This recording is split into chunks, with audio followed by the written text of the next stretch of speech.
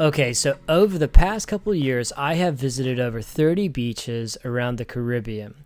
And I kind of got thinking to myself, well, what does the USA have to offer?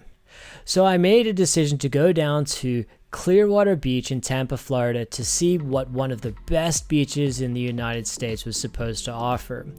And I do have to tell you, it did not disappoint.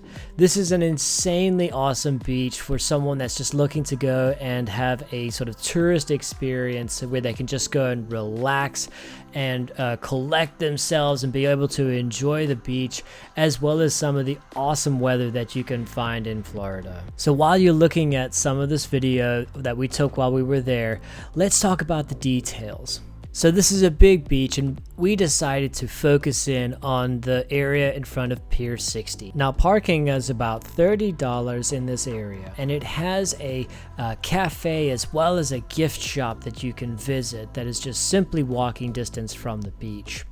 And the pier is a pretty big draw, but it mostly focuses on people who are going there to go and do some fishing. You can stop off about halfway down the pier, and there's a store where you can get any kind of tackle that you would need, and fishing rods included if you too wanted to go and do some fishing. In addition, there's a $1 fee to go to the end of the pier if you want to do so. Now getting back to the beach, one of the cool things about Clearwater Beach is it has cabanas. Now this can give you a bit of shade as well as serve as a home base for while you're at the beach.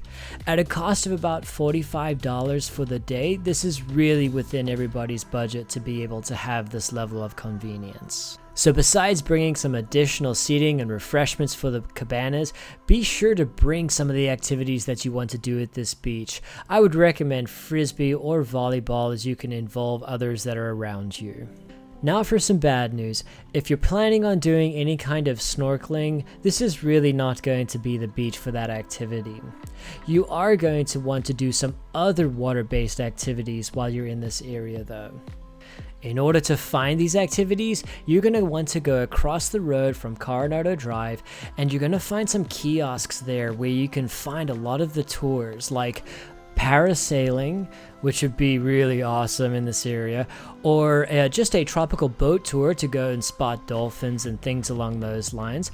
And they have a couple options, big boats or faster boats if that would be what you want, or which would be my favorite, the pirate cruise. Now it's time for some pointers.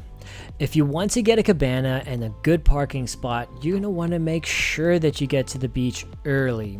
We made sure to get there before about 10 a.m. and we had no problem finding one.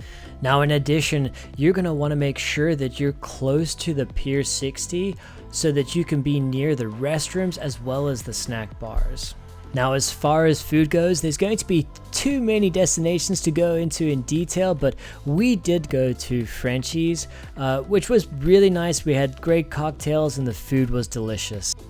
Now if you are planning on staying around to see that amazing sunset, there's a couple options that you have, but I would firstly recommend that you go and you get a dinner at one of the fantastic restaurants nearby.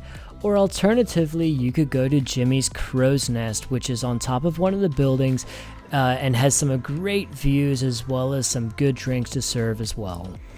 Last but not least, keep in mind that the weather conditions in Florida can change pretty quickly, so be prepared for those afternoon showers so that you don't get caught by surprise and you can be ready.